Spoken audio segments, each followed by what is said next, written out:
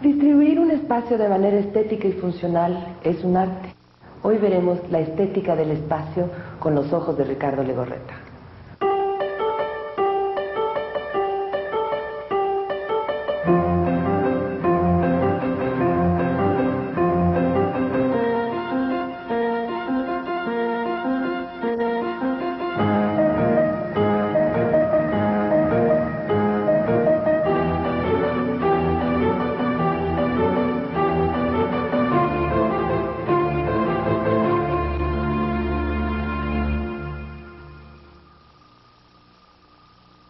La arquitectura yo creo que es bastante fácil de definir, existen definiciones clásicas. Hay una muy bonita, que es la que más se adapta a lo que yo pienso que es la arquitectura. Es la creación de espacios donde se siente igual de bien una reina que un mendigo. O sea, la arquitectura debe ser para todo el mundo. Yo le agregaría a esa definición que me parece muy acertada, y que ese espacio corresponde a una cultura, a un tiempo y a un lugar. Tiene que corresponder a eso, si no, no es buena arquitectura. Y básicamente la arquitectura es crear un espacio en que la persona que la usa sea feliz, sea para meditar, sea para divertirse, sea para dormir, sea para trabajar, pero que la gente sea feliz. No se trata de hacer obras estéticas para la élite que somos los arquitectos. Se trata de hacer obras para quien las usa. Bueno, Ricardo Legorreta, como la mayoría de los arquitectos más o menos de su época, estudian en la Escuela Nacional de Arquitectura de la UNAM. Prácticamente era la única escuela de arquitectura que existía en México y donde los grandes maestros, los grandes arquitectos de México daban clases. De este modo él tuvo como maestros pues a los principales realizadores de las obras de México. Él se inicia como estudiante y comienza desde sus épocas de estudiante, lo cual es muy común con los arquitectos, a trabajar en despachos de arquitectos. Comienza a ser primero dibujante del taller de José Villagrán García, que es uno de los grandes pilares de la arquitectura mexicana. Podemos decir que es el padre de la arquitectura contemporánea en México. Después es jefe de taller del taller de José Villagrán García y finalmente, alrededor de 1960, ya es socio de José Villagrán. Por lo tanto, hace toda una carrera de aprendizaje con uno de los principales arquitectos de México y obviamente uno de los arquitectos reconocidos por su postura teórica en apoyo a lo que conocemos como arquitectura contemporánea o arquitectura funcional, esta nueva arquitectura del siglo XX. Y tu amistad con Villagrán, con Barragán, con todos los arquitectos de esa época, ¿cómo era esa época? Mira, yo me recibí muy joven. Y empecé a trabajar desde antes de entrar a la universidad. Entonces, eso me trajo, junto con que he sido matadito siempre, de ser muy trabajador, me trajo la posibilidad de relación directa con arquitectos ya cuajados y con trabajo. La primera relación, que fue la de Villagrán, Villagrán era condiscípulo de mi padre. Entonces yo tenía una gran admiración por él, por toda su filosofía, por cómo pensaba, por todo lo que sabía construir. Y decidí trabajar con él. Y decidí trabajar con él sin que él lo supiera, porque no quería yo ninguna influencia. Siempre he tenido la preocupación de hacer las cosas por mí mismo. Fui yo a su despacho, pedí trabajo, me dieron trabajo, y él se enteró de quién era yo casi un año después de que había yo. Un año después. Sí. Y un día me preguntó mi nombre, le dije, y estableció la relación. La relación con él fue abiertamente de maestro, no solo de maestro en la universidad, sino en su oficina. Ajá. Era una persona, casi te puedo decir que era el profesional perfecto. Era una persona verdaderamente enamorado de la arquitectura, con un sentido de la ética profesional como pocas veces lo he visto.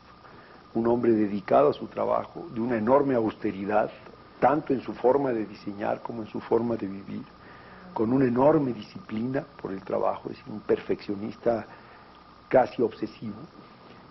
Y eso a mí me influyó muchísimo, porque habiendo estudiado en una escuela particular, en Cristóbal Colón, pasar a la Universidad Nacional en que normalmente pierdes el sentido del control y después tener la liga con él, a mí me ayudó muchísimo porque me inculcó esa disciplina por el trabajo.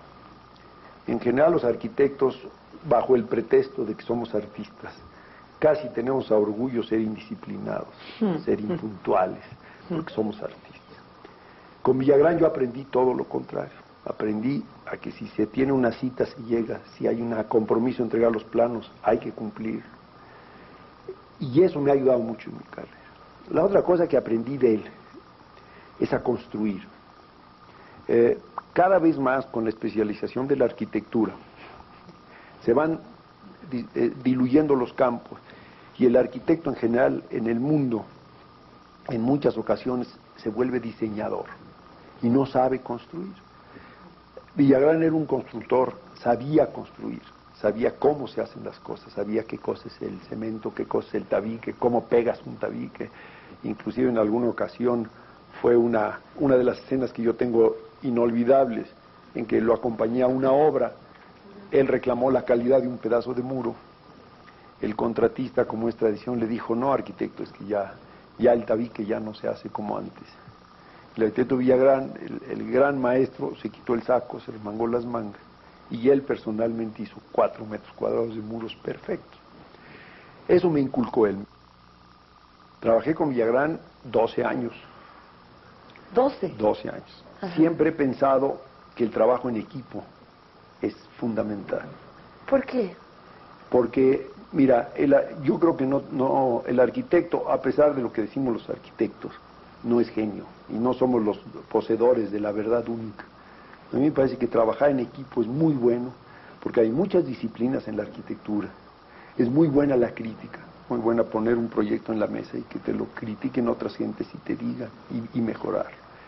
Yo le propuse a Villagrán hacer un equipo de jóvenes, que él fuera el líder y nosotros empezamos a trabajar. Por razones ya particulares no se llevó a cabo esa idea y entonces yo me salí con un grupo de la oficina y empecé a trabajar. Esa es la relación con Villagrán. Después, ya tarde en su vida, conocí a Luis Barragán. Ajá. Ya era mayor Luis, y lo conocí en unas circunstancias para mí muy bellas. Era la primera obra grande que yo hacía.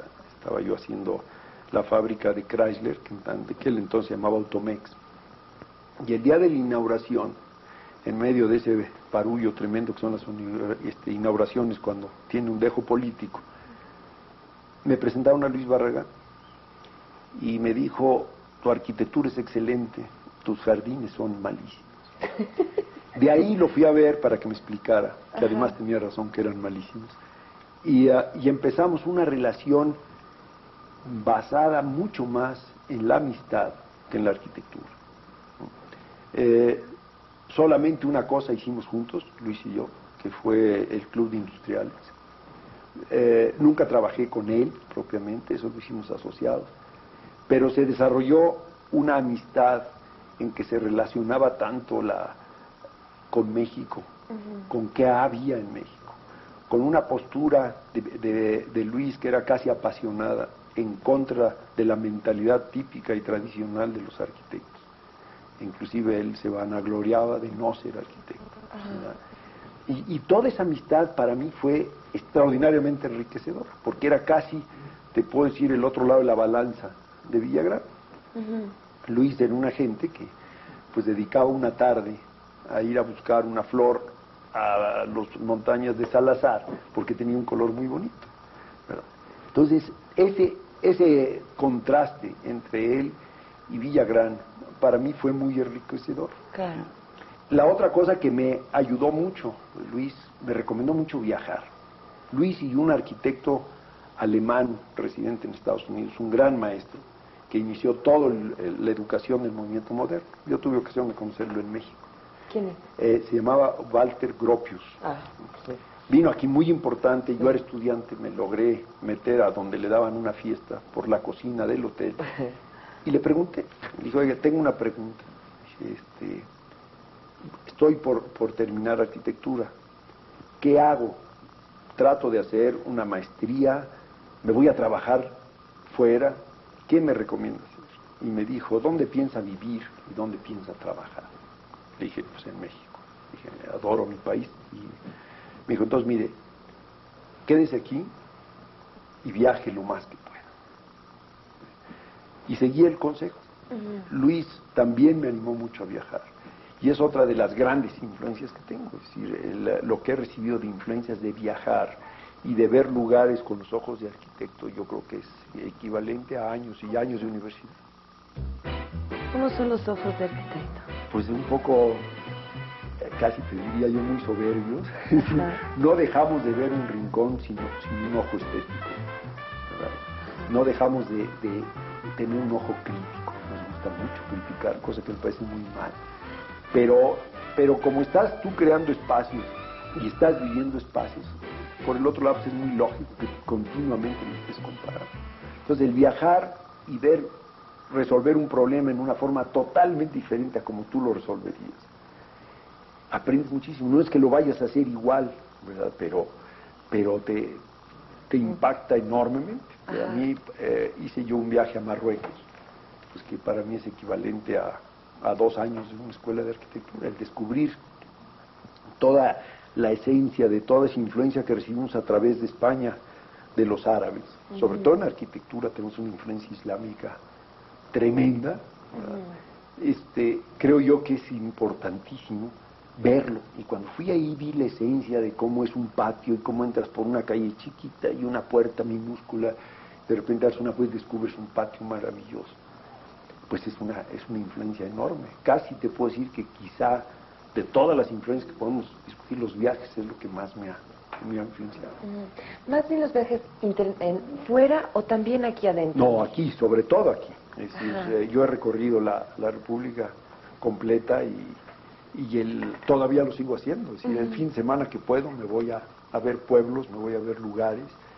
Y lo que es muy bonito es que según el problema que tengo en las manos, veo el pueblo diferente. Es decir, si estás pensando en que tienes que diseñar un corredor, empiezas a ver corredores y empiezas a ver calles como corredores, se te vuelve el corredor una obsesión y lo empiezas a ver, todo con esos ojos. Entonces es inacabable el estar viajando, porque no es decir, bueno, ya fui a Pátzcuaro, ya me sé Pátzcuaro. No, Pátzcuaro es totalmente diferente si estás proyectando una plaza, o si estás proyectando una casa, o si estás proyectando un patio, lo ves, lo visitas diferente. Y sí tienes mucha influencia de la arquitectura mexicana, o sea, sí sientes que hay un estilo en la arquitectura, digamos, históricamente en nuestro país, ¿no? Mira, yo creo que México es un país de arquitectos. Es decir, de arquitectos en el sentido de que todos hablamos de arquitectura, ¿no? Yo casi lo describo en esta manera. México es de los pueblos que construye por placer. Hay pueblos como Estados Unidos, de Norteamérica, que construye por necesidad. En Estados Unidos te llaman y te dicen, necesito construir.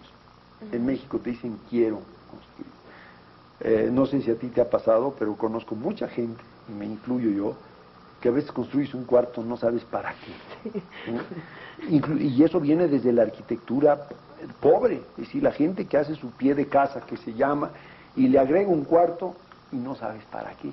Por si viene, o sea, hay una esencia de estar construyendo, es un placer para nosotros construir.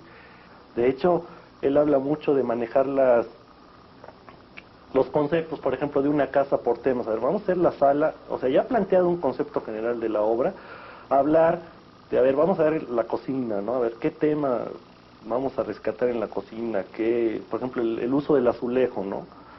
Que, llevado desde un acabado simplemente de una cocina a todo el trabajo de una fachada, como es en el Museo del Niño, inspirado, por ejemplo, en lo que es el Samos de Madero, ¿no? Y el rescate del azulejo que se usa en Puebla, ¿no?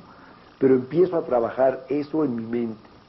Y llega un día en que lo siento ya más o menos maduro. Y entonces ya empiezo a dibujar. Y hago un croquis y es cuando ya entra después todo el equipo. Empezamos a trabajar, trabajo muchísimo con maquetas.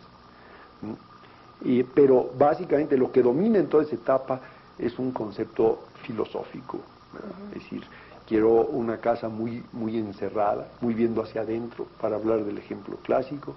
O estoy pensando en una casa en la cual la recámara va a jugar un papel muy importante porque encontré que la pareja o el propietario o la propietaria tiene especial interés en eso y entonces la recámara se vuelve un símbolo. O en el caso de Ricardo Montalbán, por ejemplo, en que él quería presentar con un gran orgullo a México. Su propiedad estaba en la punta de una colina, entonces la casa tenía que ser una escultura.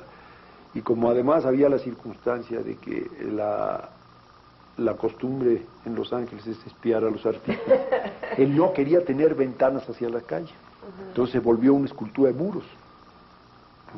Cuando encuentro ese tema, que ahorita te lo digo como si me lo hubiera yo imaginado la primera cena, eso es lo que es todo ese proceso de creatividad, entonces ya empieza a volver eso formas y volver eso espacios. Pues yo creo que un edificio debe tener filosofía forzosamente. Pues ha sido una relación muy cercana y yo digo, nos sentimos muy a gusto en trabajar con él porque es una persona abierta, donde sí se permite, él plantea un concepto general y a partir de ese concepto pues uno le va metiendo, uno también le va buscando y se va, creo que aquí la parte de participando, conviviendo el mismo proyecto, es donde se va enriqueciendo y digo, en ese sentido yo creo que sí Legorreta, o por lo menos la experiencia que tenemos nosotros con él ha sido muy rica porque pues sí te permite la participación, ¿no? A veces te frena y te da los argumentos o se hace un debate de discusión sobre si debe ser de una forma o de otra forma, ¿no? Y creo que sí siempre hay una apertura y como se comparte una misma premisa de trabajo, creo que eso es lo importante. ¿Cómo integras otros elementos? ¿Cómo integras el agua? ¿Cómo integras los materiales? ¿Cómo integras incluso el mobiliario dentro de la arquitectura? Bueno, mira, todo eso es parte. La arquitectura también se interpreta normalmente como una construcción que inclusive hasta los mismos arquitectos hablamos, en que se juzga mucho el exterior. Para mí la arquitectura son los espacios. Obviamente hay espacios exteriores y espacios interiores. Pero el espacio en que vives, eso es lo que es la arquitectura. Y allí ese ambiente o esa emoción que quieres crear o que debes de crear en ese lugar, es la que casi te exige o te motiva el uso de todas esas que yo llamo herramientas. El agua es una herramienta, el color, la luz, la textura, los materiales. Entonces, al estar pensando en que quieres hacer, por decirte, una recámara excepcionalmente romántica, vamos a decir, empiezan los materiales y el tamaño de las ventanas, y empiezas a pensar si la vas a oscurecer con cortinas o la vas a oscurecer con puertas, si quieres entrar y descubrir el cuarto totalmente. Y todos esos detalles son los que te hacen que quizá la puerta la mueves 30 centímetros para poderla abrir contraria a la cama, descubrir una mesa con una imagen, después descubrir el espacio. Entonces los materiales y todas estas decisiones son parte del concepto del diseño. No es lo correcto que crees un espacio, estés satisfecho de él y después digas, bueno, ahora vamos a ver qué materiales pongo. Alguna vez oí una presentación de un arquitecto en ese sentido, explicó todo el proyecto y al final dijo, y para darle carácter mexicano, los pisos serán de barro y los muros serán aplanados. Eso no es decir, los materiales no se escogen así. Casi te puedo decir que hay veces que escojo el material antes, porque se me da el toque. Muchas veces pienso en una cosa roja y después decido que sea un muro. Esto un poco va en apoyo a la definición un poco general, definición obviamente que yo acepto, de denominar la arquitectura de Ricardo Legorreta con el mismo nombre que se denomina la arquitectura de Luis Barragán y algunos otros arquitectos que coinciden en estos puntos, en estas intenciones, que es la de llamarla arquitectura emocional. Es también una idea que proviene de esta ruptura con lo internacional, con lo internacional que era frío y que además era obvio y conocido. Cuando uno llega a uno de estos edificios, caja de cristal, no hay sorpresas, todo se conoce, todo es absolutamente predecible. Frente a esto, la emoción, la emotividad, lo desconocido, lo misterioso, lo bello, que también en ciertos momentos se estaba olvidando en la arquitectura, en aras de que fuera perfectamente funcional, y eso es todo, es lo que se recobra en lo que se denomina arquitectura emocional. Palabra que proviene de un manifiesto de Matías Geritz de 1953, intitulado así, Arquitectura Emocional. Yo creo que ahorita es si lo podemos llamar en etapas, casi la etapa de la consolidación y de la apertura, aunque eso pues tiene otra vez otro momento de transición, ¿no? Al manejar materiales a nivel masivos como son el azulejo, pues es una experimentación, él no lo había hecho antes, ¿no? O sea, se había manejado el concreto, el azulejo, digo, el tabique aparente, las cosas de vidrio como en Celanese. Y yo creo que ahorita viene otra etapa como de transición de, pues ahora hay que seguir adelante, ¿no? Pero tampoco es la innovación por la innovación, sino yo creo que es el resolver un problema de necesidades a partir del uso correcto de los materiales, como es el caso del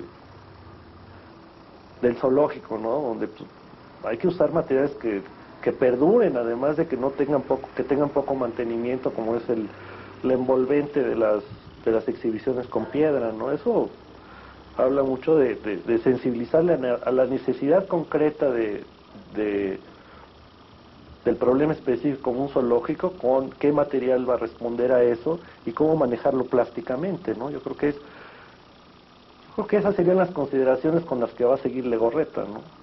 Y pues ¿qué se espera? Pues yo creo que muchas sorpresas, ¿no? Es una persona realmente preocupada por su profesión, es realmente preocupada por la creatividad, por continuar, por seguir adelante. En este sentido, de alguna manera, Ricardo Legorreta, y lo ha dicho él públicamente, ha propuesto toda una ruptura en su propia arquitectura. Ha propuesto una búsqueda dentro de su quehacer. En el taller de Ricardo Legorreta hay muchísimos jóvenes, porque él considera que el joven, por su juventud, tiene todo aquel ímpetu que se va perdiendo con la comodidad de haber ido logrando diversos triunfos o logrando diversas actitudes en esta vida, y de alguna manera el cuestionamiento de los jóvenes lo hace a él cuestionarse a sí mismo. En este sentido, muchas de sus obras actuales son obras muy controvertidas, muy diferentes, muy poco Ricardo Legorreta. El Ricardo Legorreta tradicional que hemos visto en los libros, pues ya no es el Ricardo Legorreta que está presente en el Museo Marco de Monterrey, ni en el Museo del Niño, que ha tenido tanta controversia alrededor de él, ni en algunas obras como la propia Catedral de Managua, que a mí me parece, por fotos que le he visto, una obra extraordinaria, pero que tiene muy poco que ver con muchas de sus obras anteriores. Es una búsqueda constante, creo que esto habla muy bien del creador. Es un creador que se niega a deponer su creatividad porque ya encontró una fórmula, y seguir aburridamente repitiendo esta fórmula que tiene éxito, y prefiere de alguna manera enfrentar el peligro que tiene lo nuevo, porque lo nuevo tiene, en la prueba siempre hay logros, pero hay errores y hay fracasos. Él prefiere enfrentar la creatividad y la novedad para encontrar nuevos caminos en la arquitectura. El cual dije yo, bueno, ya tengo un cierto habilidad para hacer arquitectura, tengo un camino marcado, y me puse a meditar y fui meditando y fui viendo, preguntándome por qué no hacía yo otras cosas, por qué no usaba yo otros materiales, por qué no usaba yo otras formas, por qué no investigaba otras cosas. Y te encuentras ante esa disyuntiva en la vida en la cual dices, bueno, ¿puedo yo seguir mi camino más o menos en la misma línea y vivirla tranquilo? Y eso para mí es el primer paso para morirte. Y la otra es colocarte el reto de por qué no puedes hacer, por qué no puedes investigar otras cosas. No cambiar por cambiar, pero sí abrir la puerta a otras posibilidades. En ese momento en que estaba yo, coincide con que, por unas circunstancias de proyectos y demás, uno de mis hijos que decidió ser arquitecto contra todas las opiniones de todo el mundo, no quería, al inicio no quería trabajar conmigo, quería estar totalmente independiente. Y poco a poco, en un momento dado, me ayudó un fin de semana a hacer una presentación de un proyecto. Y vino con 8 amigos, todos muy jóvenes, 22, 21 años. Hicimos la presentación y el resultado fue de un resultado humano extraordinario, se hizo un ambiente precioso. Para resumirte, se repitió varias veces. Y llegué a la conclusión de que la combinación podía ser un éxito. Entonces cambié el despacho radicalmente hace más o menos 3 años y medio. Y en este momento, pues el promedio de edad del despacho, obviamente si me quitas a mí y a 2 o 3 personas, es 23, 24 años. O sea, hiciste lo que tú querías hacer con Villagrán. Exactamente. Y lo que ha sido es que el despacho en este momento es una universidad. Por la diferencia de edad no existe la rivalidad.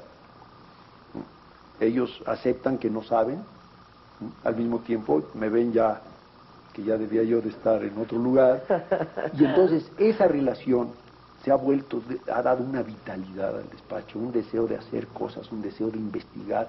A mí me ha renovado las ganas de hacer cosas, de buscar, y ha traído pues nuevas cosas que estamos haciendo. El Museo del Niño, vamos a hacer el uso de azulejo, que podría ser una cosa sorprendente.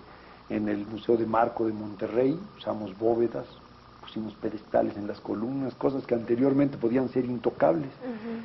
Eso ha traído una decisión en mi vida, y es que yo quiero, me hablabas de un estilo, yo prefiero que me digas, no que me digas que tengo un estilo, sino que en este lugar, en esta oficina, yo ayudé a que se dé una generación de arquitectos de primera calidad, no bajo un estilo arquitectónico, sino bajo una forma de pensar, arquitectos que de veras quieran a su país, que de veras quieran la arquitectura, que resuelvan los problemas. Si logro eso, y de aquí salen 15 que en el futuro sean una de las bases sólidas de la arquitectura, esa sería mi mayor felicidad.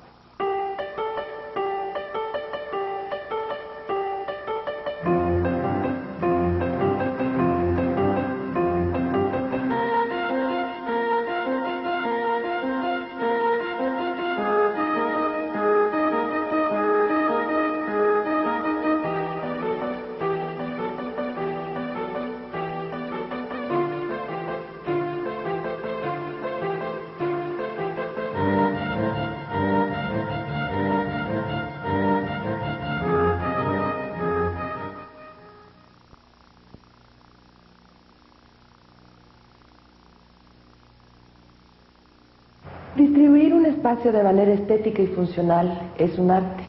Hoy veremos la estética del espacio con los ojos de Ricardo Legorreta.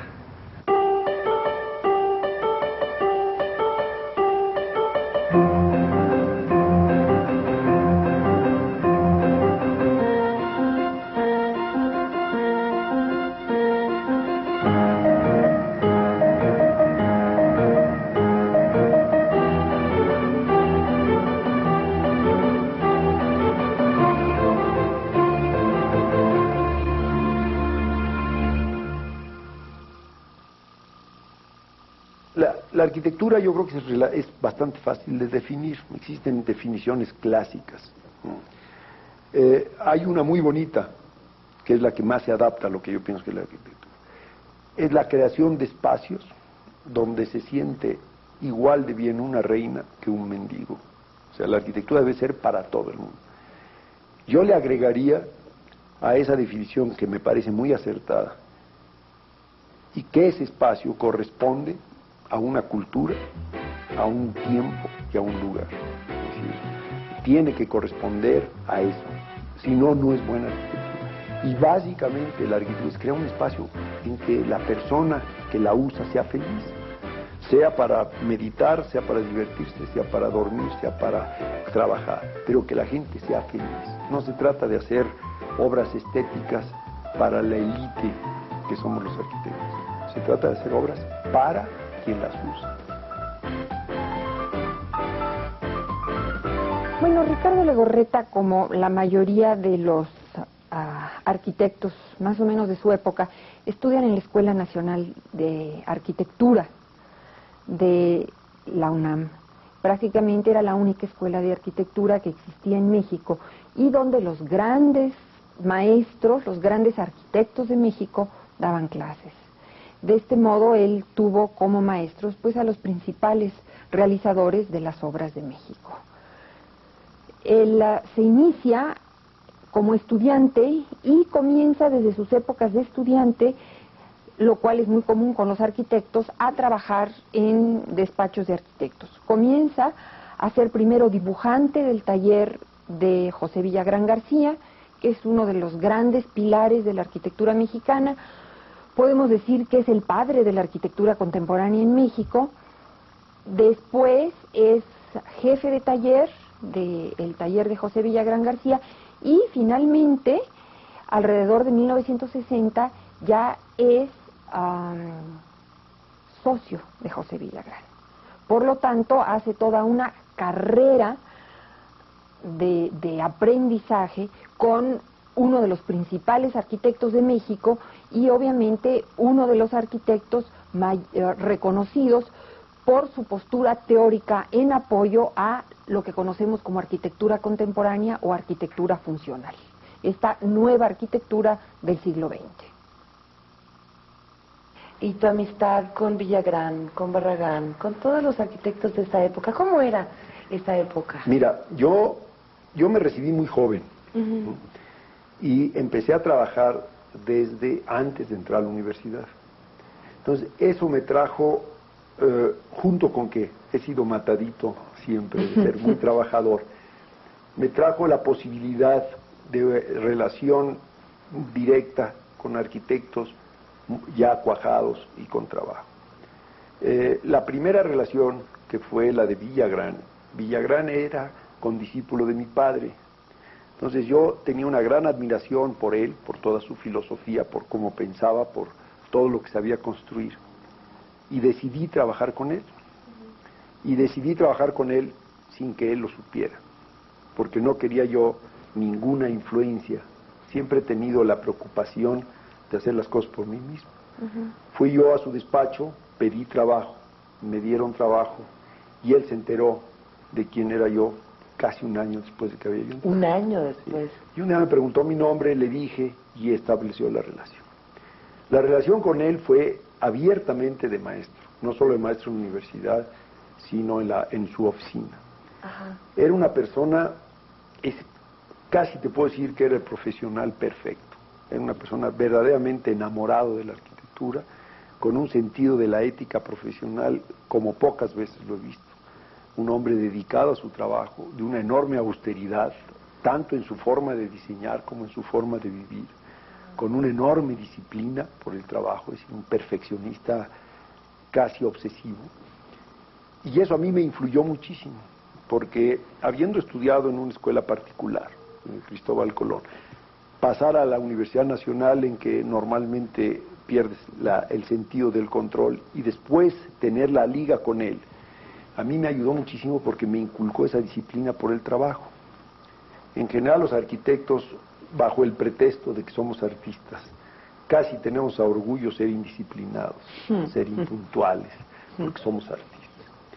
Con Villagrán yo aprendí todo lo contrario. Aprendí a que si se tiene una cita se llega, si hay un compromiso de entregar los planos, hay que cumplir. Y eso me ha ayudado mucho en mi carrera. La otra cosa que aprendí de él es a construir. Cada vez más con la especialización de la arquitectura se van diluyendo los campos, y el arquitecto en general en el mundo en muchas ocasiones se vuelve diseñador y no sabe construir. Villagrán era un constructor, sabía construir, sabía cómo se hacen las cosas, sabía qué cosa es el cemento, qué cosa es el tabique, cómo pegas un tabique. Inclusive en alguna ocasión fue una de las escenas que yo tengo inolvidables, en que lo acompañé a una obra. Él reclamó la calidad de un pedazo de muro. El contratista, como es tradición, le dijo: no, arquitecto, es que ya el tabique ya no se hace como antes.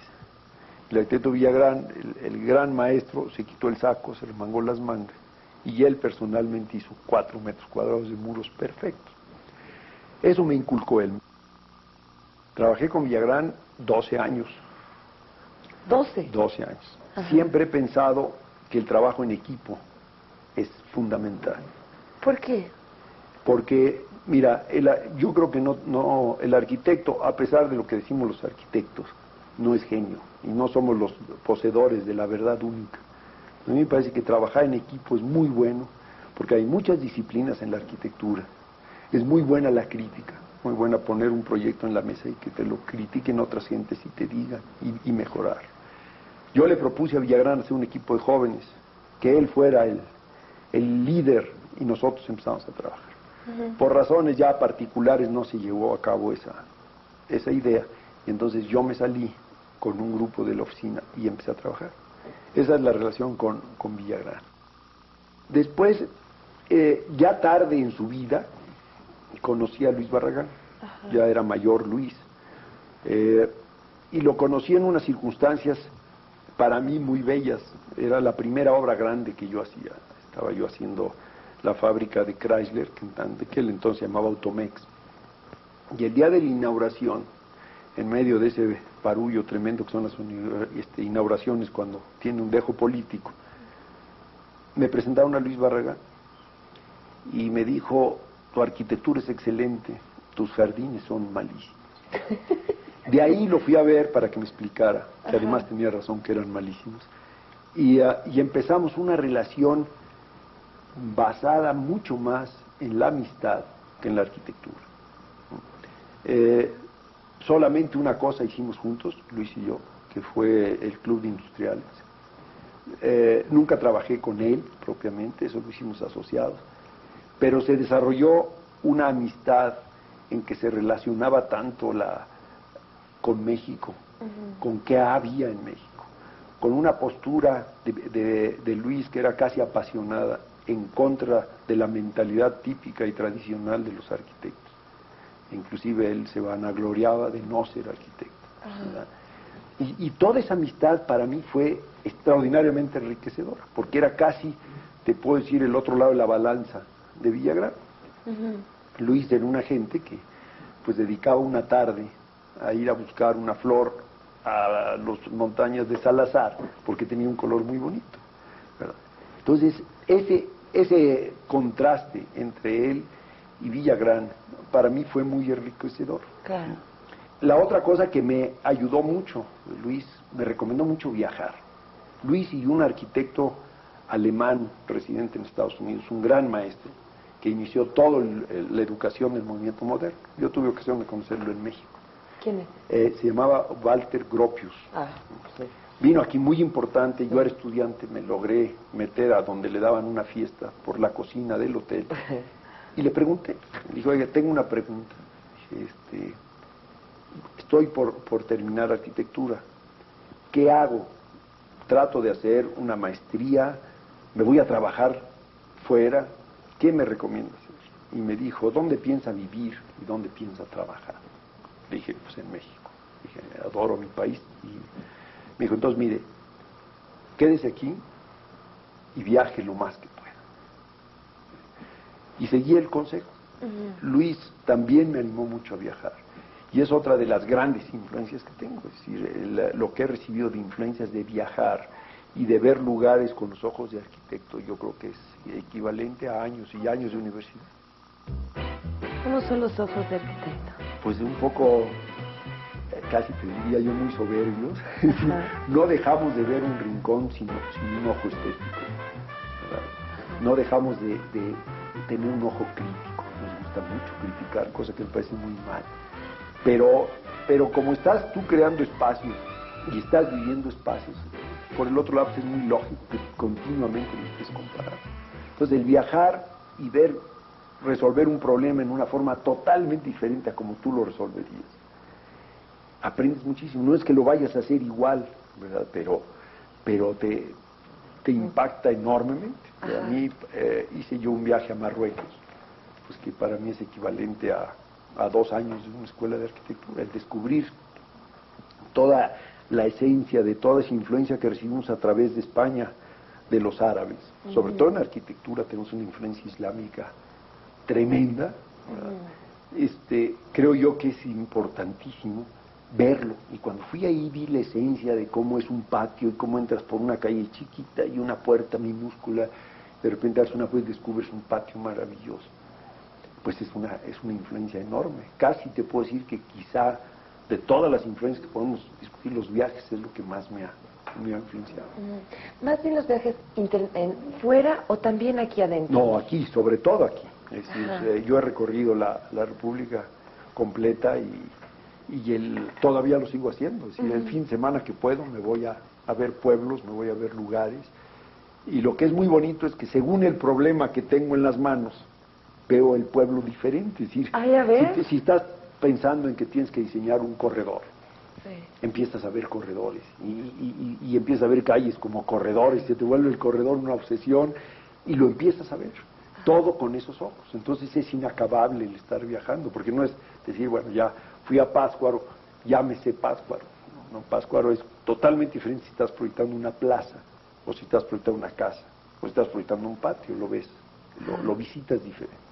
Y sí tienes mucha influencia de la arquitectura mexicana, o sea, sí sientes que hay un estilo en la arquitectura, digamos, históricamente en nuestro país, ¿no? Mira, yo creo que México es un país de arquitectos. Es decir, de arquitectos en el sentido de que todos hablamos de arquitectura, ¿no? Yo casi lo describo en esta manera. México es de los pueblos que construye por placer. Hay pueblos como Estados Unidos, de Norteamérica, que construye por necesidad. En Estados Unidos te llaman y te dicen, necesito construir. En México te dicen, quiero construir. No sé si a ti te ha pasado, pero conozco mucha gente, y me incluyo yo, que a veces construyes un cuarto, no sabes para qué. Y eso viene desde la arquitectura pobre, es decir, la gente que hace su pie de casa, que se llama, y le agrega un cuarto y no sabes para qué, por si viene, o sea, hay una esencia de estar construyendo, es un placer para nosotros construir. De hecho, él habla mucho de manejar los conceptos, por ejemplo, de una casa por temas. A ver, vamos a hacer la sala, o sea, ya ha planteado un concepto general de la obra, hablar de, a ver, vamos a ver la cocina, ¿no? A ver, ¿qué tema vamos a rescatar en la cocina? Por ejemplo, el uso del azulejo, ¿no?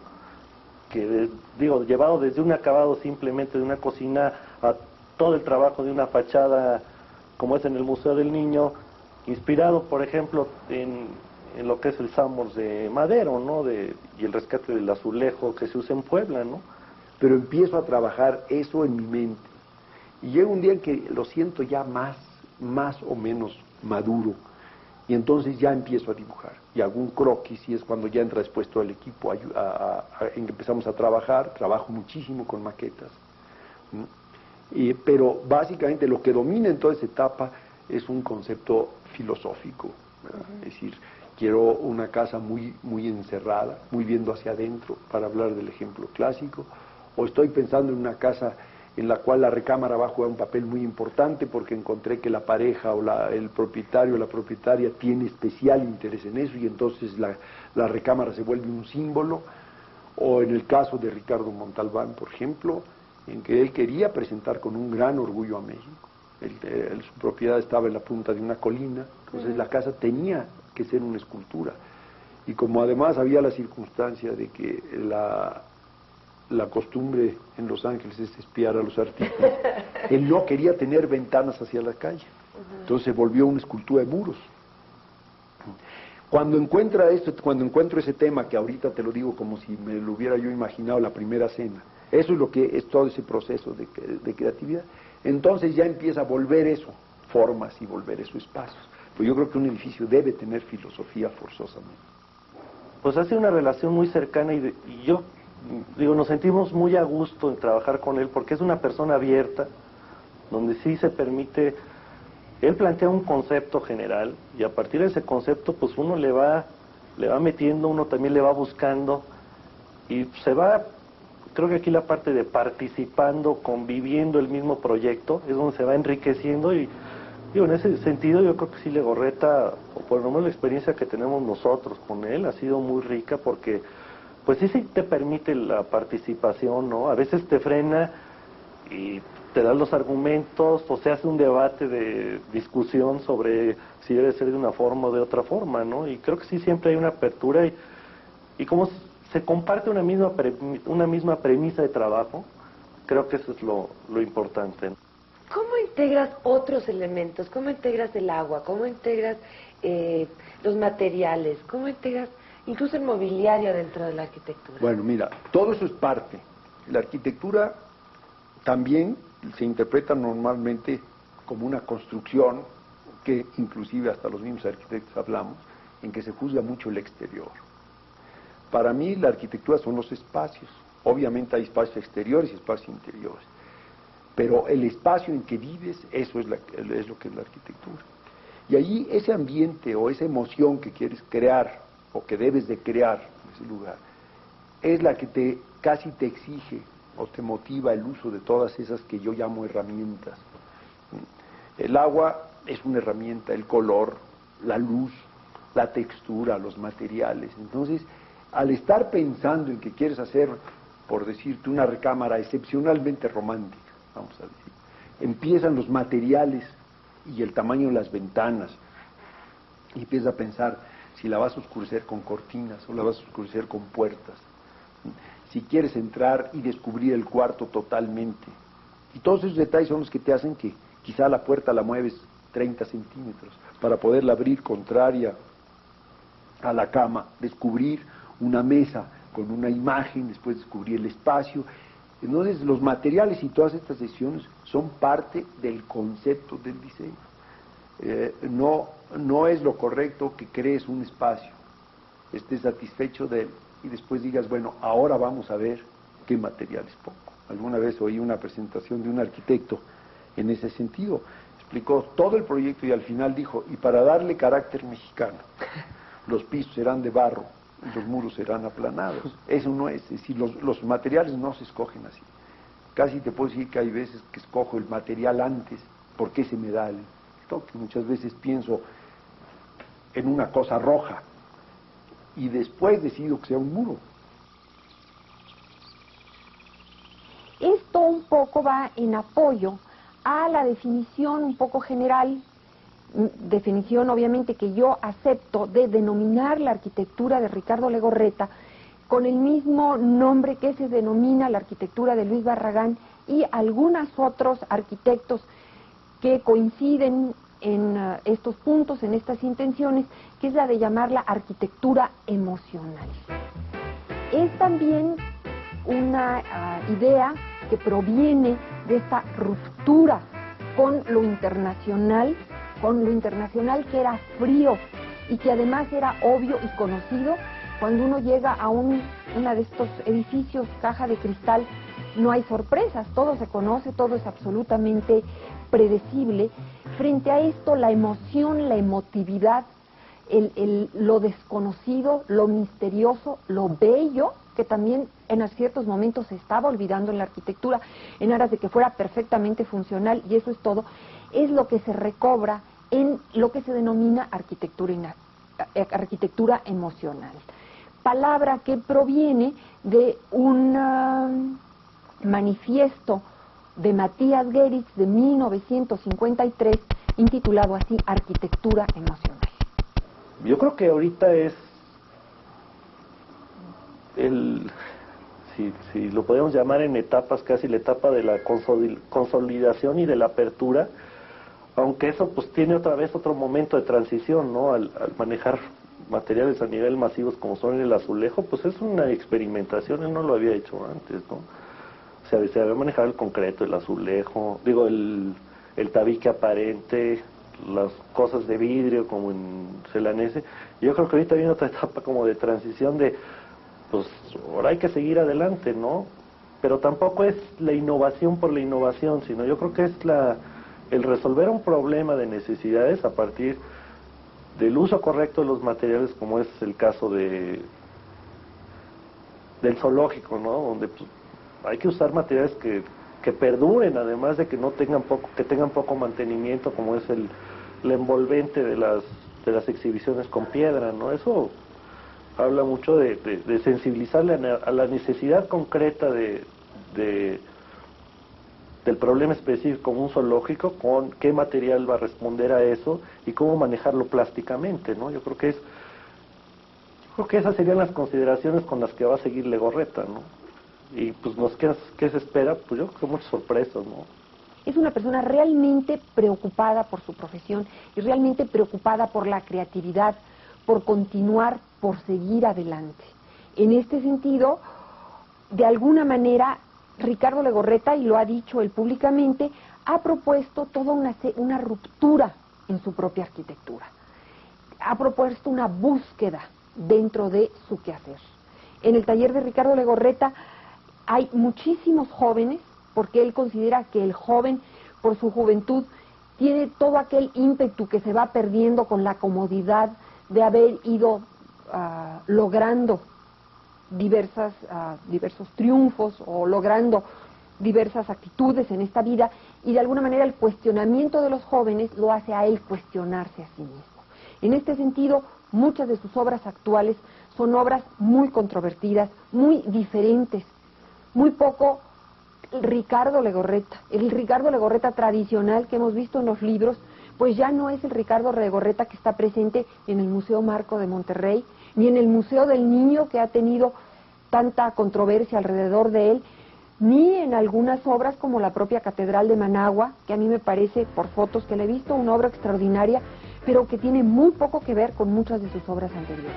Es una búsqueda constante, creo que esto habla muy bien del creador.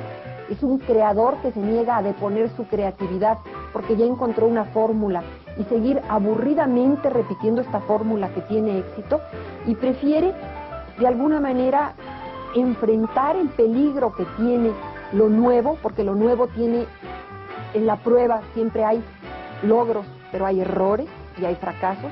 Él prefiere enfrentar la creatividad y la novedad para encontrar nuevos caminos en la arquitectura.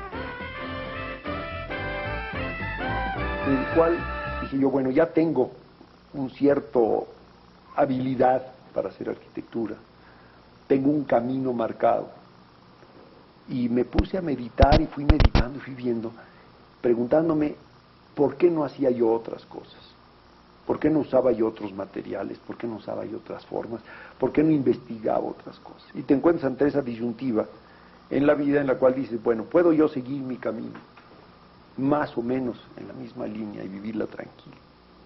Y eso para mí es el primer paso para morirte. Y la otra es colocarte el reto de por qué no puedes hacer, por qué no puedes investigar otras cosas. No cambiar por cambiar, pero sí abrir la puerta a otras posibilidades. En ese momento en que estaba yo, coincide con que, por unas circunstancias de proyectos y demás,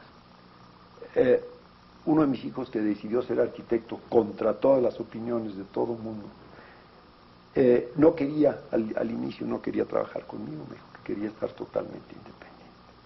Y poco a poco, en un momento dado, me ayudó un fin de semana a hacer una presentación de un proyecto, y vino con 8 amigos, todos muy jóvenes, 22, 21 años. Hicimos la presentación y el resultado fue de un resultado humano extraordinario, se hizo un ambiente precioso. Para resumirte, se repitió varias veces, y llegué a la conclusión de que la combinación podía ser un éxito. Entonces cambié el despacho radicalmente hace más o menos 3 años y medio. Y en este momento, pues el promedio de edad del despacho, obviamente si me quitas a mí y a 2 o 3 personas, es 23, 24 años. O sea, hiciste lo que tú querías hacer con Villagrán. Exactamente. Y lo que ha sido es que el despacho en ese momento es una universidad. Por la diferencia de edad no existe la rivalidad.